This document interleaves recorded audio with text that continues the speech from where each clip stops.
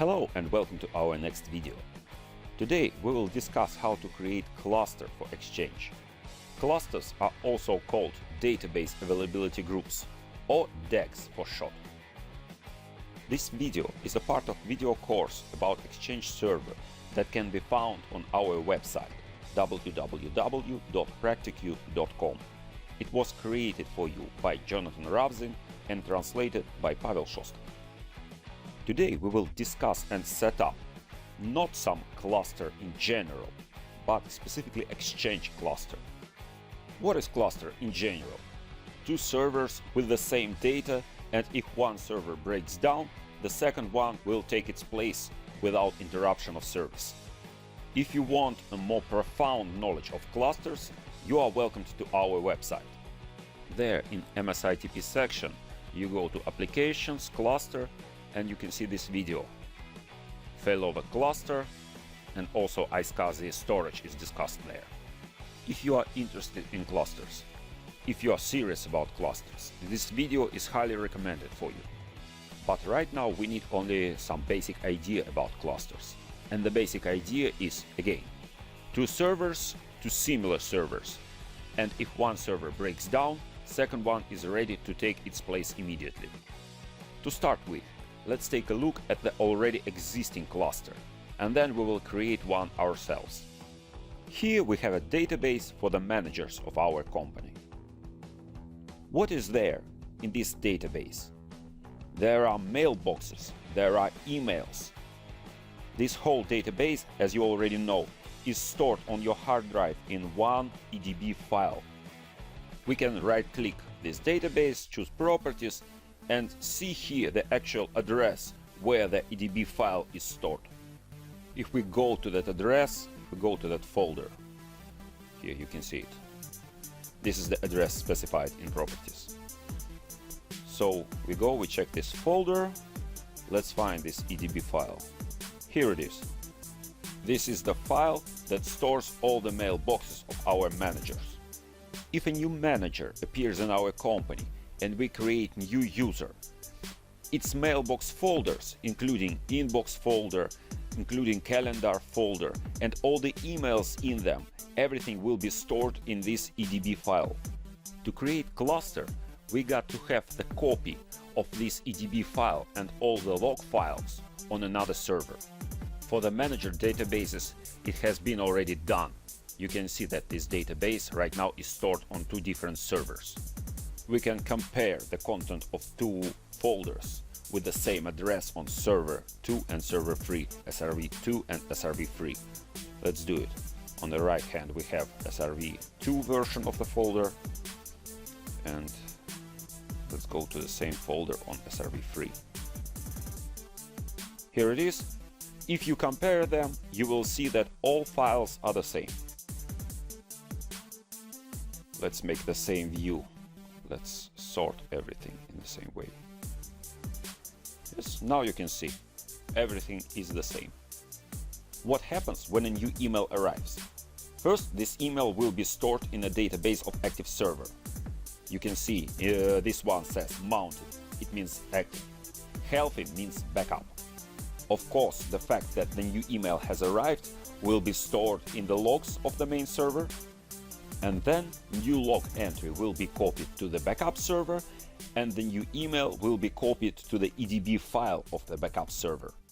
In other words, whatever happens on the active server immediately happens on the backup server. I just wish we do not confuse two servers. So we have what? Server 3 on the left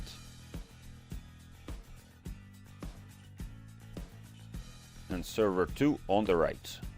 Good. Currently we have the copy of managers database, but we do not have a copy of standard users database.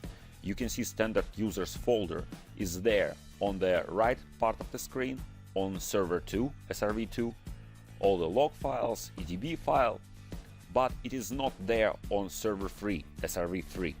We want to make that copy. Obviously, we cannot just copy-paste this folder, because Exchange got to know where the second copy is.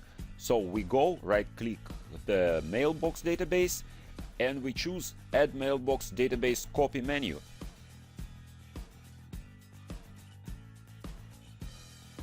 Server name. See this box? Here we choose what server will store the copy of the database. Right now SRV2 stores the first copy, and we say that SRV3 will store the second copy. Add. When it comes to choosing what server will be the part of data availability group, remember, DC server can never be a part of data availability groups, ever, period. Now that the process is finished, we can see that standard users are stored on two different servers. As you can guess, all these changes can be seen on a hard drive. Let's go and see it. So, standard users folder on server 3, standard users folder on server 2, all the same subfolders, the same standard users EDB file, the same log files. EDB file stores all the emails, and log files store all the events, all the commands that have happened to the Exchange server. For example, when email arrives, this event is logged. When system administrator issues some maintenance command to Exchange server, this command is logged. One more thing to remember, commands are logged before being executed. What will we do if electricity disappears or EDB file is damaged? How will we fix the problem? We will take EDB file from our backups and we will use log files to bring our Exchange server to the state at which it was at the moment of crash. Because of how useful log files can be, they are oftentimes stored on a different hard drives with EDB file. So if something happens with a disk where EDB file is stored, log files are safe and we can use them to repair the damage. As always, each time we do something in graphic interface, there's a corresponding shell command issued by graphic interface, and this command actually does what we want to do. The next thing that we want to do is to delete one of the DAGs, one of the database availability groups, and to create it from the bottom up, from the very beginning, so you can see how it is done.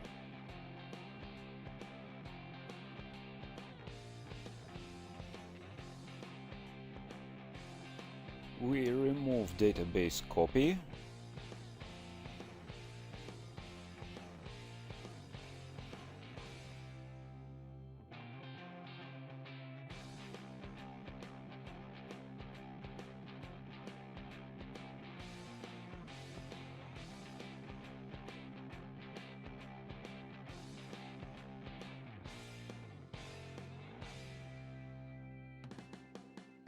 Suspend database copy means stop copying everything from the active database. Stop backing up an active database. And this menu activate database copy means make this database copy active one. But we choose simple remove menu. Here it tells us that it will not touch the database file on a hard drive. It will simply remove all the links to it, all the records about it in Active Directory and nothing else. If we want to delete it from hard drive, we got to do it ourselves. Here in a database availability groups menu, we've got our DAGs, our data availability clusters, groups of servers working together. In our case, there's one group called Team Servers 1. After such group is created, we can link certain databases to this group, to the servers in this group. Again, in database availability groups menu, here, we can create groups of servers working together. And in database management menu, we can attach some databases to these servers, to the group of servers. Also here, we can see information about networking adapters used on our servers. We have 2 networking adapters per each server. It is not mandatory to have 2 networking adapters on each server, but it is highly recommended. We use first networking adapter, called HB here, to communicate between servers, to synchronize servers. And we use second networking adapter, called public, to interact with clients. Having 2 networking adapters on each server allows not to overload each adapter with a job. Again, it's not mandatory to have 2 networking adapters per server, but it pays off. How I do it? I go to Devices, Network Adapters. First adapter I set it to internal network, and second adapter I set it to host-only adapter. And I do the same thing on the second server. And of course after that I checked pings. Here we can specify for what we use each networking adapter in our DAG. Let's stop replication through the network public. Here we just uncheck this box. Replication means synchronization of EDB files and logs on DAG servers. Now, network public will be used for all kind of user interactions, and network HA will be used for replication, for keeping databases and log files similar on all the servers. By the way, each network got to have its own switch to avoid any kind of overload.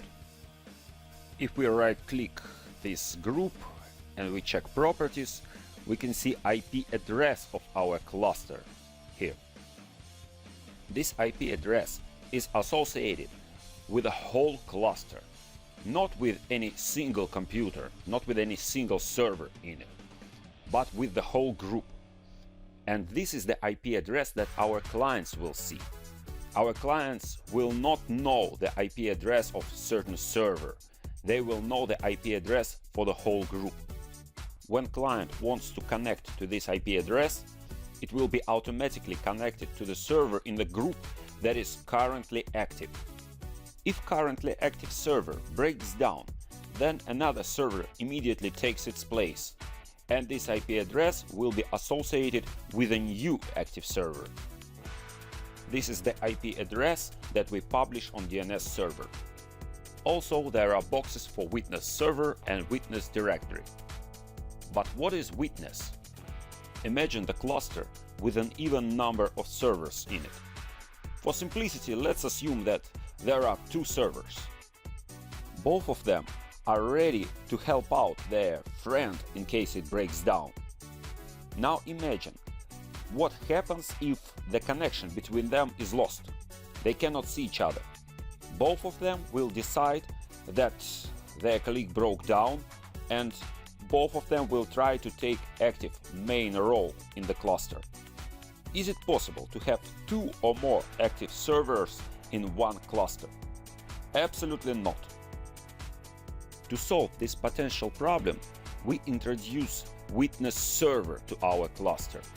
Now, if connection between 2 mail servers breaks down, the one that can see witness server considers itself the main, the active server, the one that works.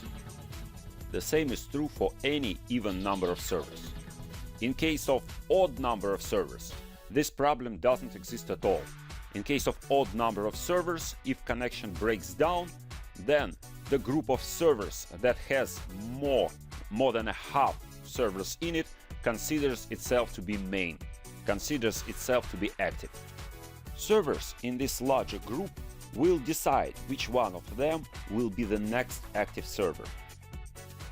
Again, in case servers in your cluster cannot see each other, they use witness to determine which one of them is active and which one of them actually broke down.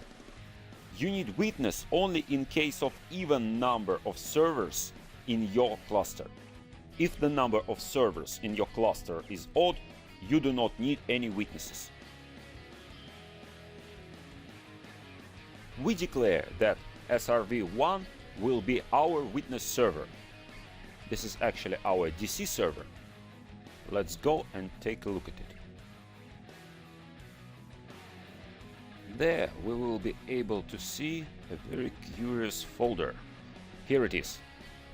Share witnesses. DAG file share witnesses. Here. In it we can see team folder. There. 2 small files. What are they? Actually we need only witness file. The server that can see this file, that can connect to this file, considers itself healthy, considers its health to be proved by witness. Right now I'm trying hard not to go into the details about clusters.